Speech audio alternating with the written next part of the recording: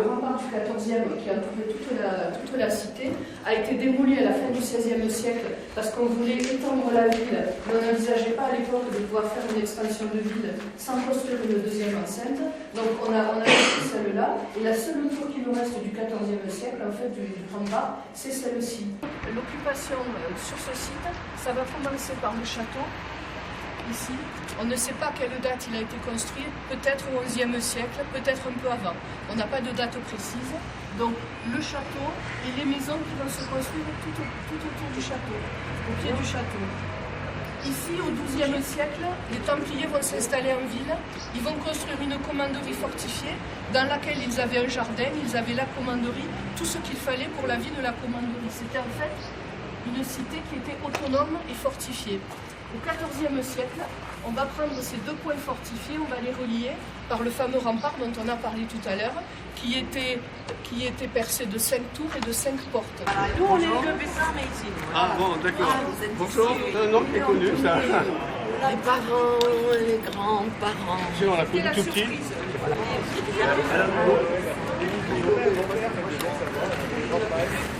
Donc toutes les rues que vous voyez là ont été faites pour être légèrement tordues et très étroites.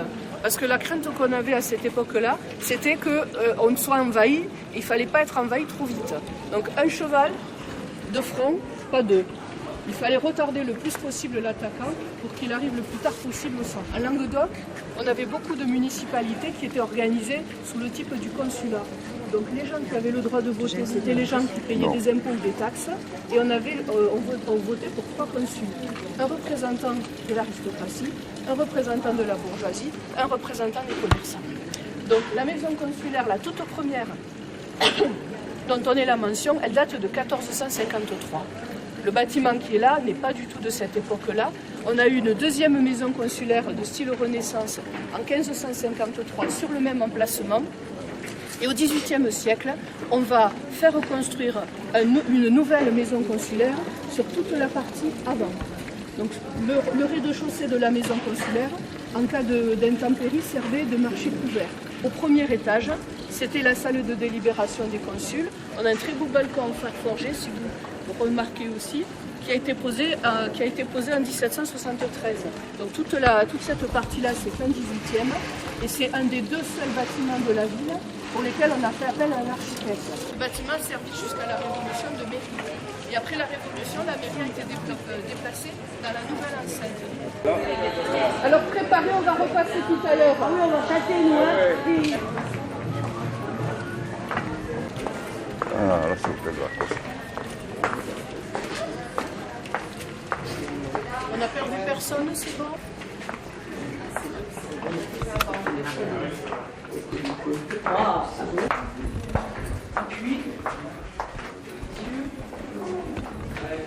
Donc ici, on est dans un des 37 hôtels particuliers de la. Alors peut-être que vous ne m'attendiez pas à quelque chose d'aussi peut-être grand ici quand même.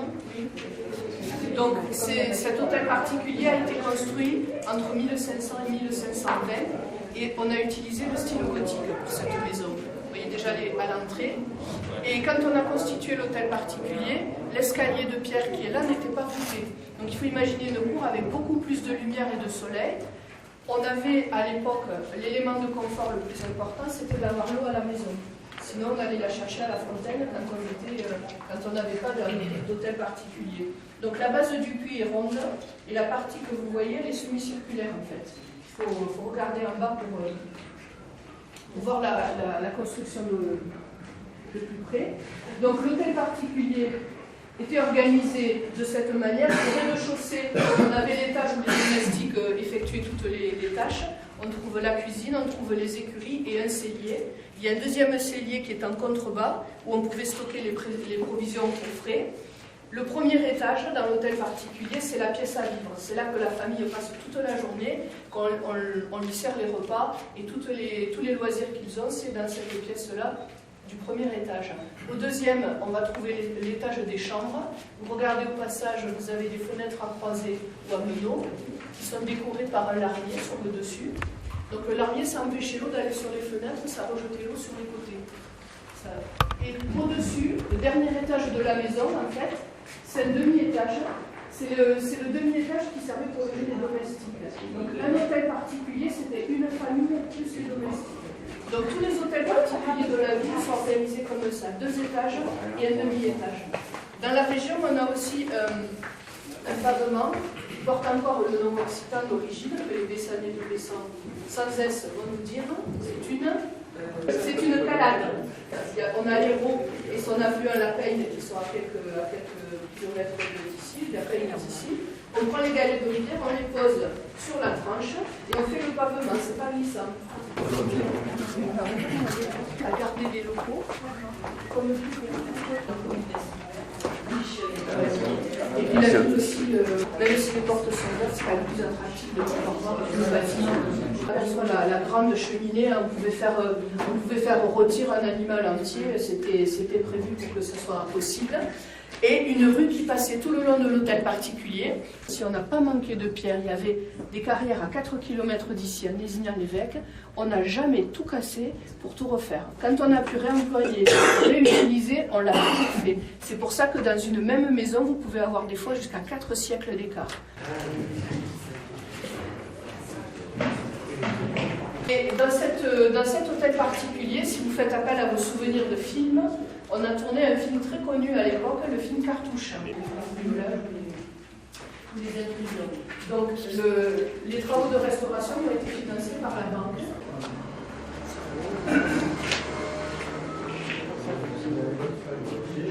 On va monter à l'étage. Au passage, on va suivre les traces de Louis XIV. Donc il y avait toute la cour. Ils ont fait un périple à travers la France pour arriver jusqu'à Bayonne et ils ont passé une nuit à Pézenas.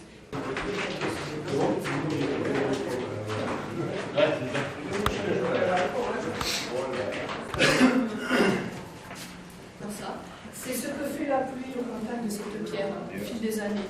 Et si vous regardez ne serait-ce que ce mur, vous allez vous apercevoir qu'au XVe siècle, cette partie-là existait déjà.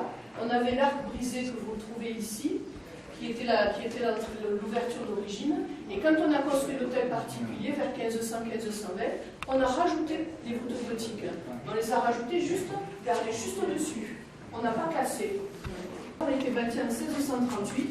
Et là, encore une fois, on n'a pas cassé la fenêtre à meneaux. On a fait passer la voûte juste devant. C'est pour ça qu'à Pézenas, on dit toujours qu'avec du vieux, on a toujours fait du neuf. Je pense que c'est pareil dans beaucoup de communes. Donc très très fin. Et la clé de voûte est très très fine, très gracieuse, alors qu'ici, on a un travail qui est assez grossier, c'est pas spécialement joli. Et en plus, la clé de voûte est énorme, alors qu'on ne soulève, on ne soutient aucun poids, il n'y a rien. Ici, vous avez tout un corps de bâtiment qui est porté par ces voûtes-là. Donc vous vous rendez compte, on n'a pas du tout le même style. On n'a rien cassé une pierre ici, et on a bâti ces voûtes devant. Chaque fois, on a essayé de récupérer, ou de ne pas détruire en tout cas ce qui avait été fait avant. Et pour on a puisé les plus belles pierres, les pierres de taille, à Nézignan. On n'a jamais manqué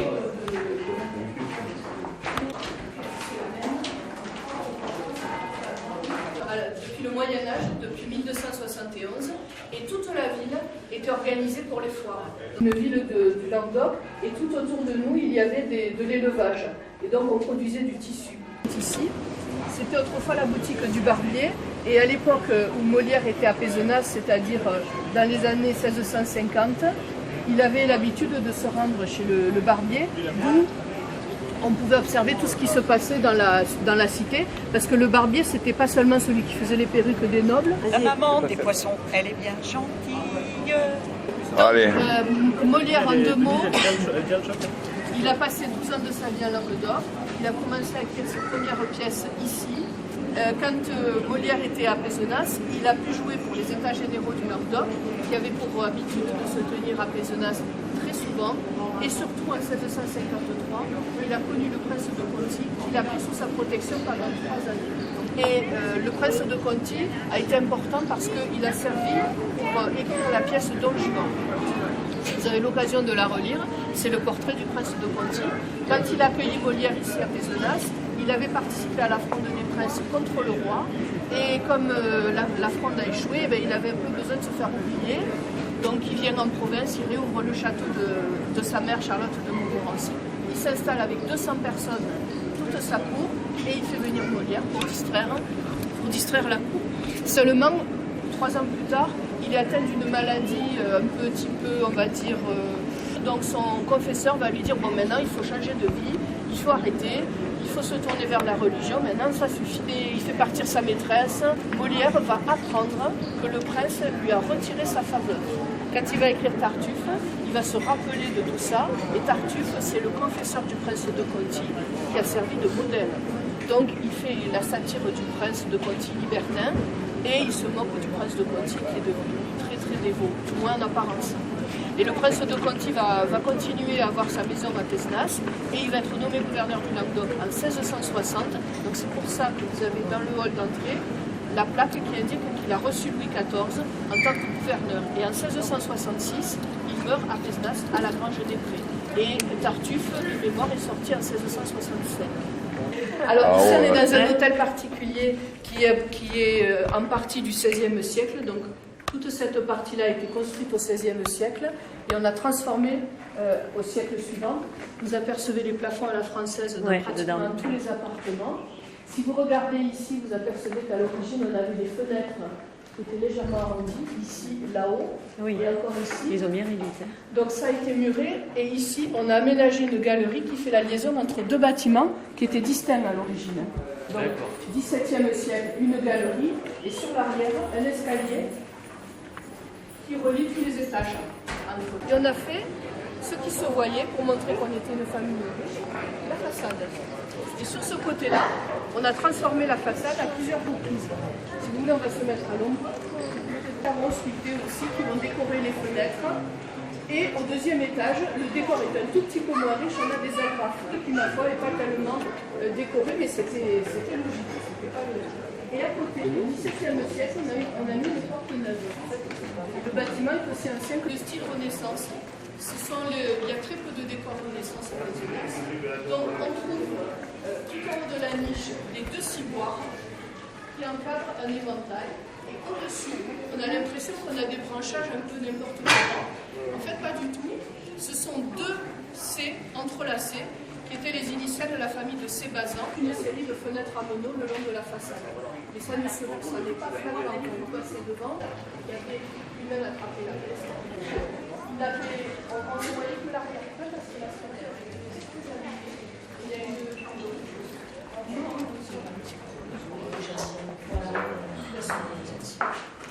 Tout à l'heure, on a vu des balustrades en pierre. Et au XVIIIe siècle, le fer forgé va gagner pratiquement sur les balcons. Il va gagner des balustrades. On va le voir de plus en plus.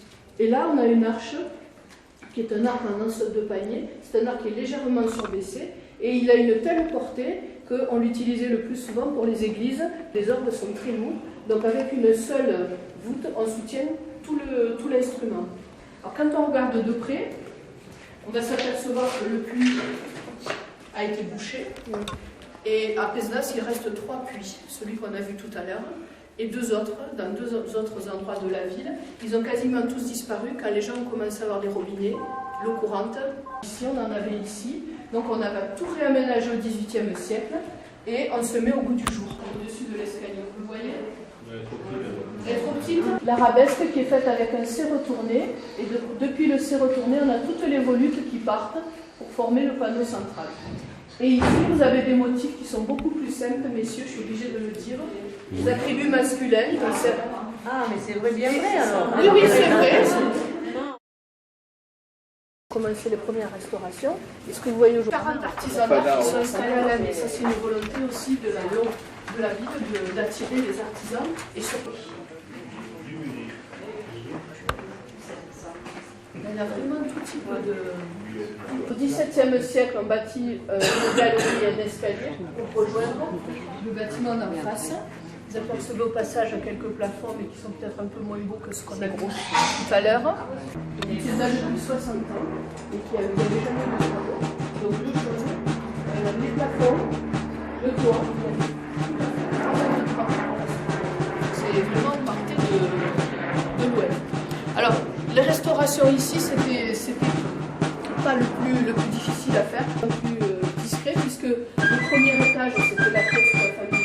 C'était important qu'il soit bien décoré.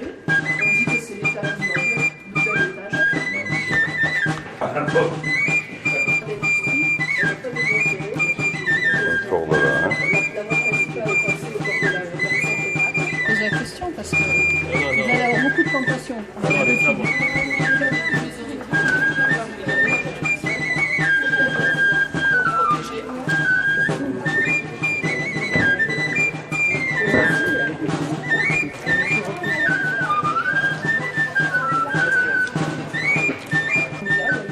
La rampe d'origine et on n'a pas monté l'escalier, donc on a beaucoup de lumière dans l'intérieur. Imaginez l'hôtel des Barons de la Poste, vraiment très lumineux. Le puits a disparu, vous voyez, je vais attendre presque dedans. Et ici par contre on a superposé un escalier droit avec un escalier à vis. Normalement un escalier à vis démarre au rez-de-chaussée avec la porte et la tour qui dépasse la maison. Si on regarde là, on s'aperçoit qu'il y a un demi-étage qui a été rajouté au-dessus des chambres de bonne, regardez, un demi-étage en plus. Il avait deux côtés ici, complètement collés les unes aux autres. Et la rue a Par contre, sur cette façade de l'hôtel de ville, on n'a rien refait. Ce sont les fenêtres d'origine, la façade d'origine. On va remonter l'ancienne rue droite, l'escalier comme celle-là, tout le long de la rue. Et là, le tailleur de pierre est venu et il a refait, il a resculpté une partie basse. Et ça, c'est le système ancien et quelques heurtoirs encore qui sont qu'on peut encore voir. C'est soit une prof de musique, soit un marchand d'instruments de musique. Et c'est la seule qu'on ait dans toute la ville. Il y avait plutôt des enseignes à faire forger. 2 étages et un demi-étage. Quand vous regardez l'hôtel de Grasse maintenant, vous vous rendez compte que les 2 étages ont été cassés pour en faire un seul, du XVIIe siècle. C'est la seule maison comme ça, qu'on a complètement transformée. Les arcades du rez-de-chaussée, on les a en partie transformées. La porte la plus ancienne, c'est celle-là, du XVIe siècle, qui est d'origine. Désigné un des quartiers de Venise, qui était le quartier des forgerons, pas le bon panneau.